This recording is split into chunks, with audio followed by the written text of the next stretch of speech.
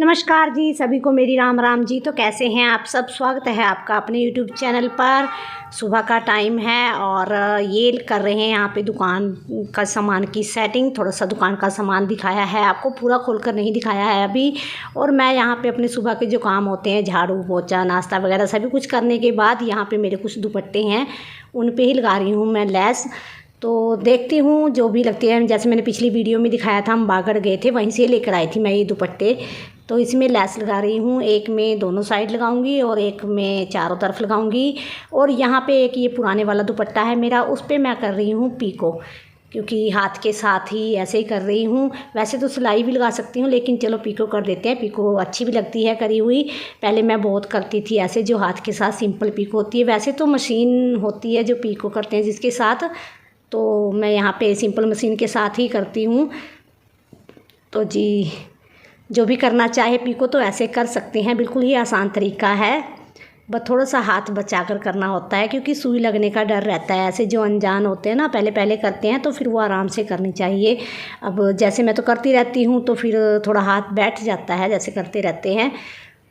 तो बस यहाँ पे पीको करने के बाद अभी मुझे अपने सूट की कटिंग भी करनी है और साथ के साथ ही कपड़े भी धोने हैं। तो देखते हैं, जो भी काम जितना भी होता रहता है, क्योंकि अभी फ़िलहाल मैं दुकान पे नहीं जाऊंगी। थोड़ा सा सामान ही दिखाया है आपको।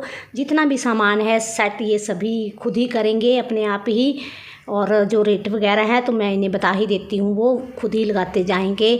तो मैं अपने घर का काम और साथ के साथ ही अपने जो छोटे मोटे काम होते हैं छूटे हुए, वो ही कर रही हूँ। तो यहाँ पे मेरे हाथ में एकदम से जो दुपट्टे आए थे, मैं उसी में ही पीको कर रही हूँ। और जो लेस लगानी थी, वो दो दुपट्टों में मैंने लेस लगा दी है। एक में तो चारों तरफ लगाई है और एक में दो पल्लों में लगाई है। तो यहाँ पे देखिए पीको हमारी हो चुकी है। बिल्कुल सिंपल और आसान सा तरीका है पीको करने का। अगर आप भी करना चाहते हैं, सीखना चाहते हैं, तो कमेंट करके बताएं।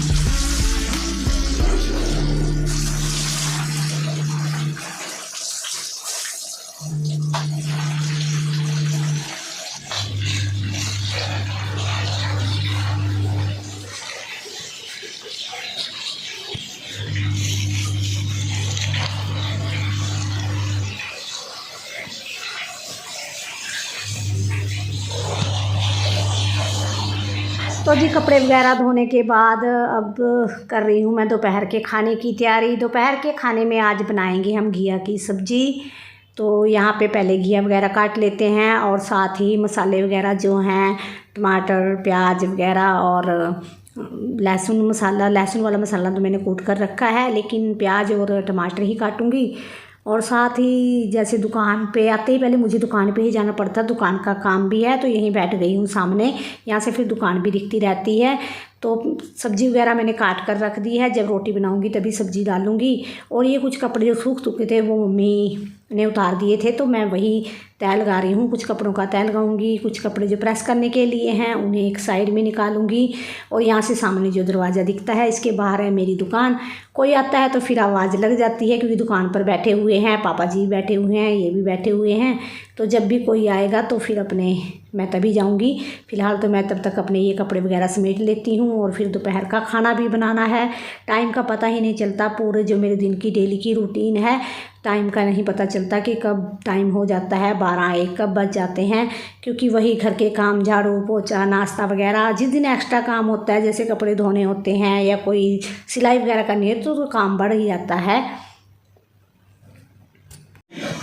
नमस्कार जी, सभी को मेरी राम राम जी। तो कैसे हैं आप सब पर। और यहाँ पे जो कपड़े सूखे हुए थे उन सभी का तय लगा दिया है। जो प्रेस करने वाले हैं वो अलग से रख दिए हैं और सब्ज़ी डाल रखी है बनने के लिए। तो जब तक सब्ज़ी बनती है तब तक कपड़े भी फोल्ड हो जाएंगे और उसके बाद फिर बनाना है दोपहर का खाना।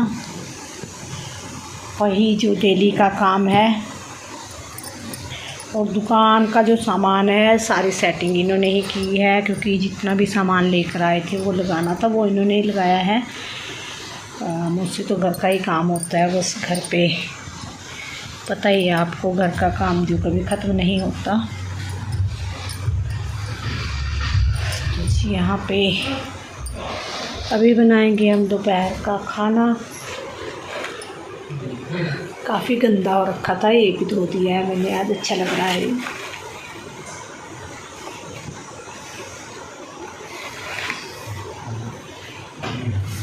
आजकल जैसे गर्मियों में ना धूल मिट्टी ज़्यादा आती है, धूल मिट्टी जैसे तूफ़ान आ रहे हैं आजकल, तो तूफ़ान के कारण धूल मिट्टी हो जाती है ना, उससे काफ़ी गंदे हो गए थे। अब अच्छी लग रही है खिले खिले से।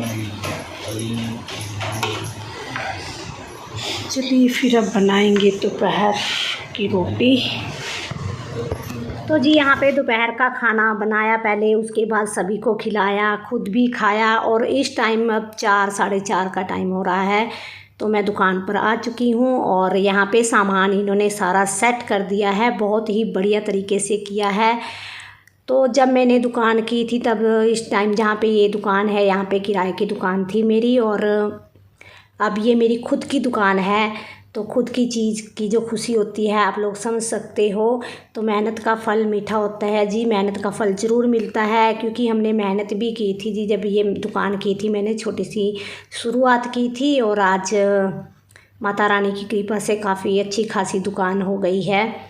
तो और कस्टमर भी आ जाते हैं, देखो इतने साल हो गए हैं करते करते। लेकिन गांव की दुकानें होती हैं, यहाँ पे ज़्यादा महंगा सामान तो नहीं बिकता है, लेकिन हाँ अपने घर बैठे ही 4 पैसे का फ़ायदा भी हो जाता है। और कहीं जाना भी नहीं पड़ता है, अपने ही घर में अपना घर का काम करो, साथ ही साथ दुकान का सामान बेचो। जो भी अपने गांव के जो हमारे कस्टमर होते हैं, पहाड़ी लोग ऐसे ही होते हैं, ज़्यादा महंगा सामान तो नहीं बिकता यहाँ पे, लेकिन जो भी बिकता है ठीक ठाक ही बिक जाता है, ऐसा नहीं है। जब हम कोई काम शुरू करते हैं तो वो चलता है, टाइम तो लगता है लेकिन हाँ चलता ज़रूर है।